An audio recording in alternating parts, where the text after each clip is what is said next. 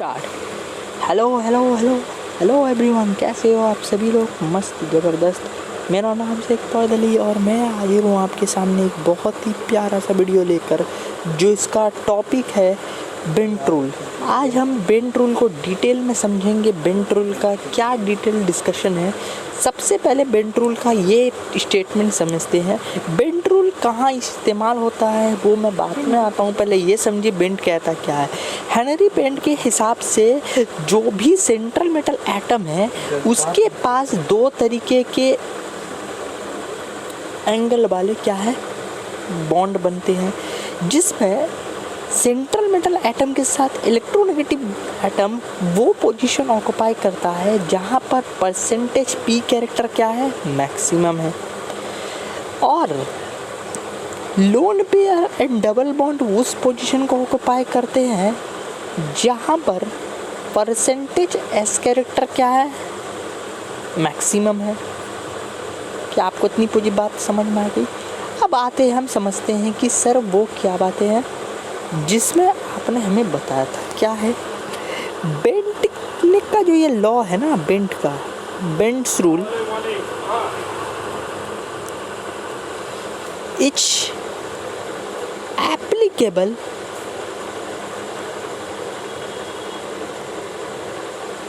for steric number 5, that is sp3d hybridization के लिए हम बात करते हैं। sp3d हाइब्रिडाइजेशन के लिए जैसे अगर मैं बेंट रूल की कुछ एग्जांपल्स लूँ, पहला एग्जांपल आता है ClF3। अगर मैं इसकी हाइब्रिडाइजेशन निकालूँ तो सेंट्रल मेटल एटम यहाँ पर क्लोरीन है, इसका हाइब्रिडाइजेशन में सेंट्रल मेटल एटम का वैलेंसी 7 होगा, सराउंडिंग एटम 3 है 3 होगा। इसका अगर मैं एवरेज ले लूँगा तो ये हो जाएगा तुम्हारा 10/2, स्टेरिक नंबर 5 आ गया, इसका हाइब्रिडाइजेशन sp3d होगा। लेकिन अगर आप इस पर देखो, अगर मैं इस पर लोन पेयर की कैलकुलेशन करूँ तो लोन पेयर क्या होता है sir? Steric number minus sir number of surrounding atom, number of surrounding atom. तो अगर मैं इसकी लोन पेयर की बात करूं तो लोन पेयर कितना होगा? इसमें स्टेरिक नंबर 5 है, सराउंडिंग एटम 3 है, तो लोन पेयर कितने होंगे? 2 होंगे। लोन पेयर कितने होंगे? 2 होंगे। अब सवाल ये आता है कि जो sp3 हाइब्रिडाइजेशन है, sp3d हाइब्रिडाइजेशन है, इसमें 2 तरीके के बॉन्ड एंगल हम डिफाइन करते हैं। एक होता है क्या? Equatorial bond angle, equatorial bond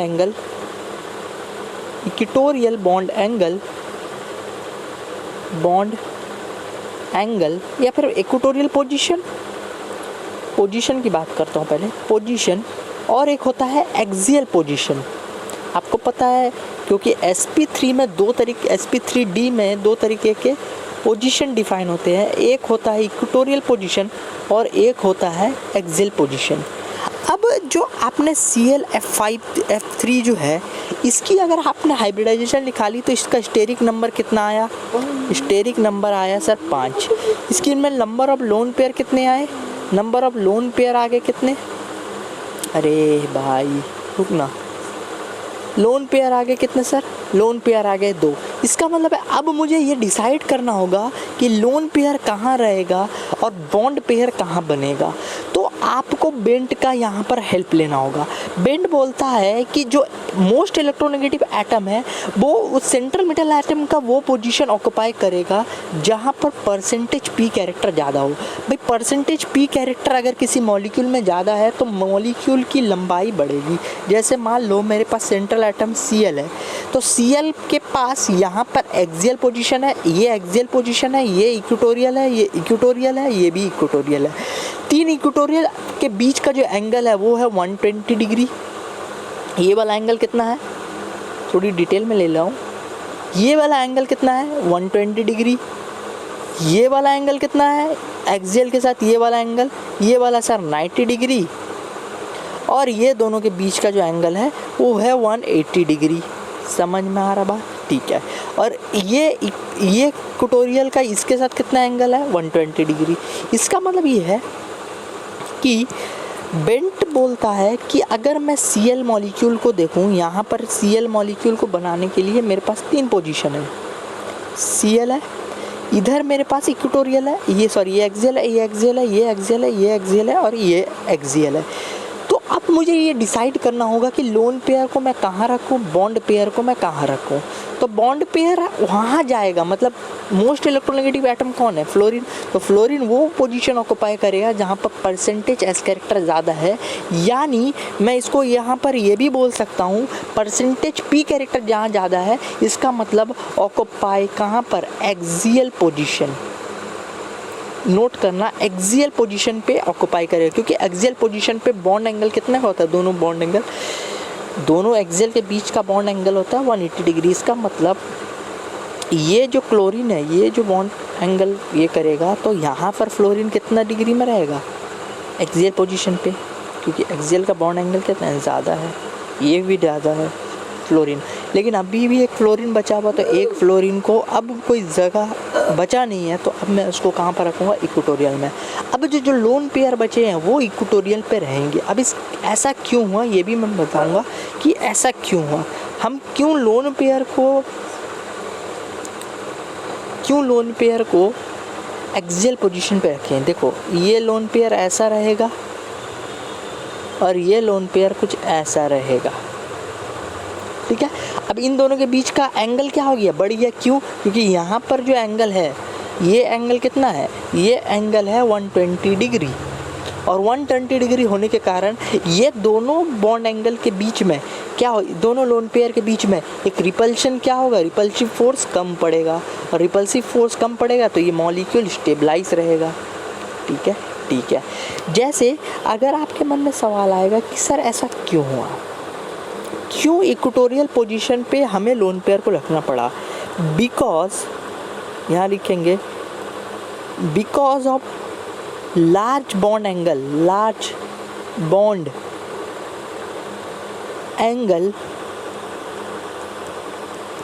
in equatorial position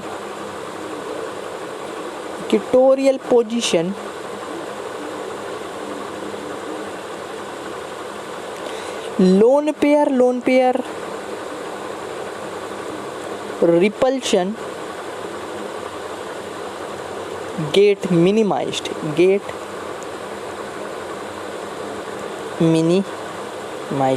मतलब लोन पेयर रिपल्शन अब कम होने लगा, लोन पेयर रिपल्शन कम होने लगा, और बहुत बढ़िया, और lone pair bond pair repulsion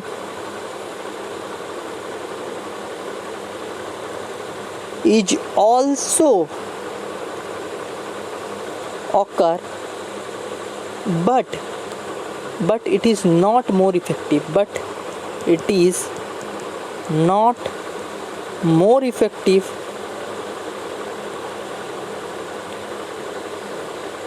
than loan pair repulsion. मतलब लोन पेयर बॉन्ड पेयर के बीच में भी रिपल्शन हो रहा है, लेकिन उतना इफेक्टिव नहीं हो रहा है जितना एक लोन पेयर के बीच में है। भाई मोटे लोग के बीच में रिपल्शन ज़्यादा होता है, इसलिए तो दो मोटों को एक जगह बैठा दो तो जगह कम पड़ जाता है, लेकिन एक मोटे एक पतले को बैठाओगे तो जगह थोड़ा कम लगता है। समझ में आया? चलिए आगे बढ़ते हैं। वो लो, चलो अब बस थोड़ी क्वेश्चंस करते हैं। जैसे मान लो कुछ क्वेश्चंस देते हैं, जैसे मान लीजिए कि मेरे पास एक क्वेश्चन है, ये मैंने कुछ मॉलिक्यूल दिया आपको,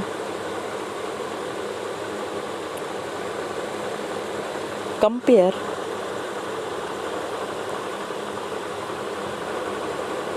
बॉन्ड लेंथ बिटवीन और compare bond length between Cl2O and OCl2। चलिए कंपेयर करेंगे। तो सबसे पहले कंपैरिजन के लिए क्या करेंगे हम?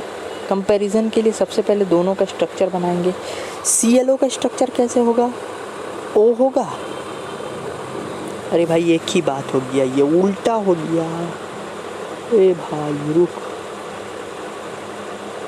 Cl2O हो गया और ClO2 हो जाएगा। ये अब सही है, ये मॉलिक्यूल जो है इसको कंपैरिजन कराएंगे।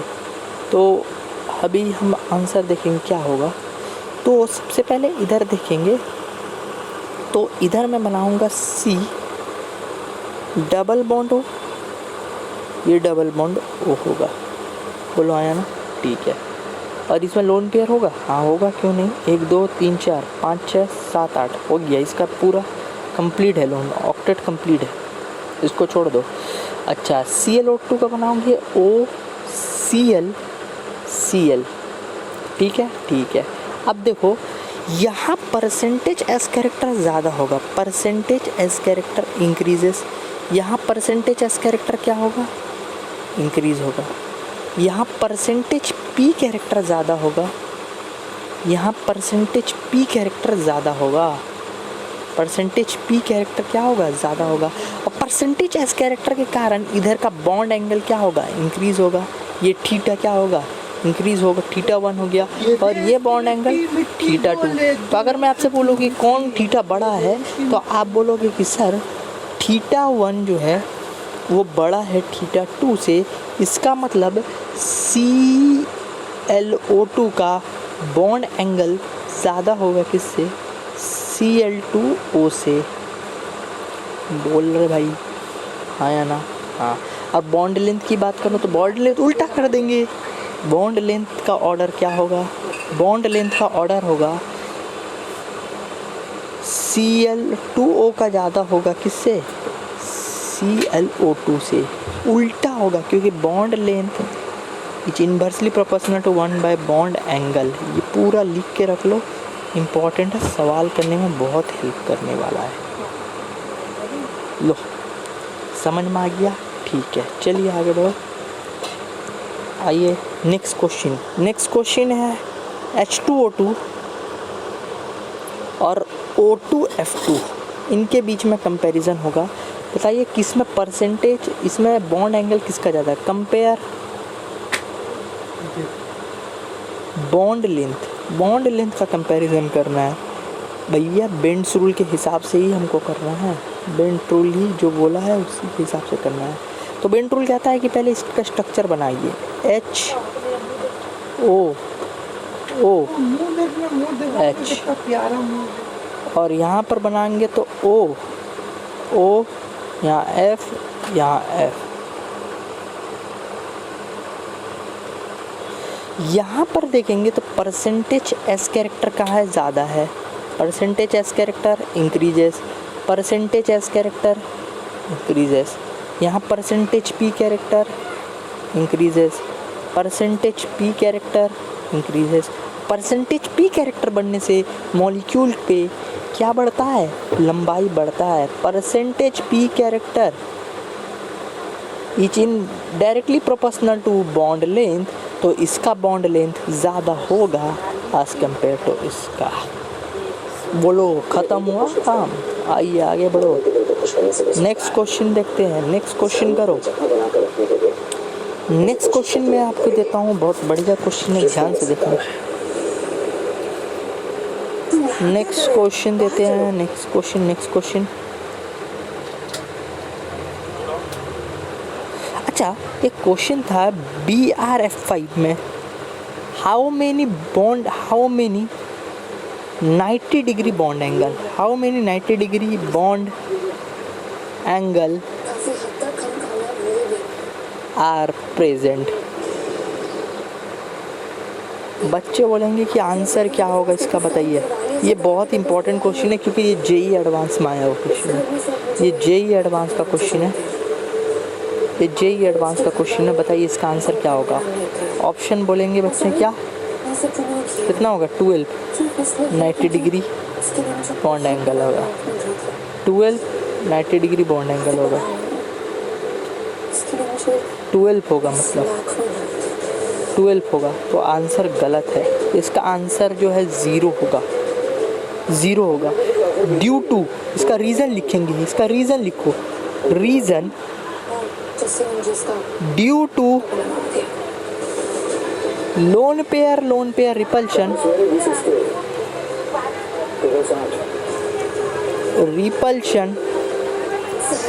All 90 degree bond angle get distorted.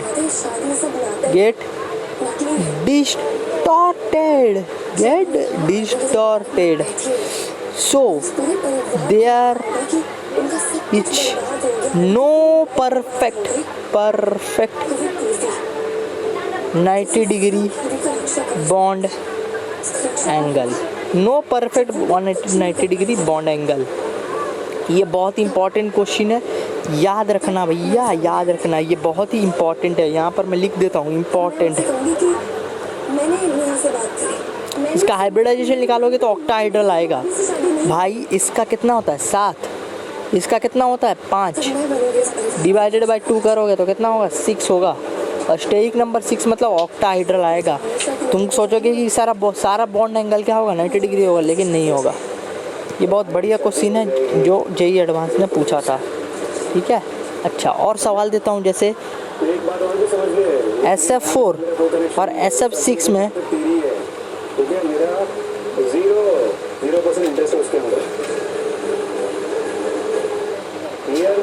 Bond angle पूछूं। अच्छा, एक बहुत बढ़िया क्वेश्चन देता हूँ मैं आपको, एक बढ़िया क्वेश्चन देता हूँ। वो क्वेश्चन क्या है, मुझे NH3 PH3 ASH3 SBH3 और BIH3 compare bond angle, bond angle. Option देता हूँ मैं आपको, ऑप्शन देता हूँ। ऑप्शन ए NH3 ज़्यादा है, PH3 ASH3 SBH3 and BIH3।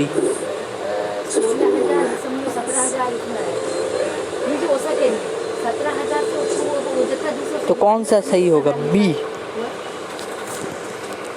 NH3 ज़्यादा होगा PH3 equal to ASH3 equal to SBH3 equal to BIH3। Option C NH3 PH3 ASH3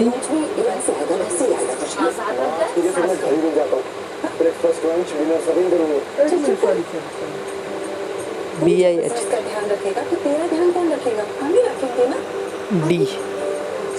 D बताता हूँ, ले लो NH3 ले लो, PH3 ASH3 SBH3 BIH3।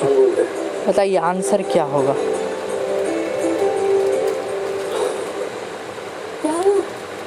The correct answer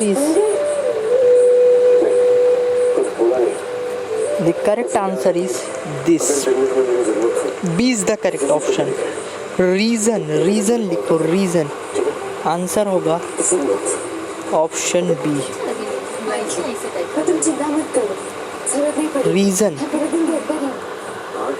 reason है due to Drago's rule. क्या Drago's rule. NH3 का bond angle order PH3 equal to ASH3 equal to SBH3 equal to BIH3। Remember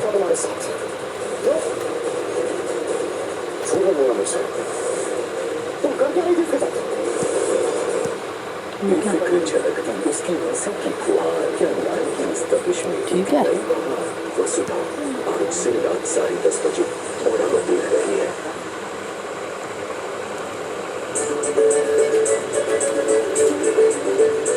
Oh my God, Nidhi, you're looking gorgeous. Thank you so much. But चलिए।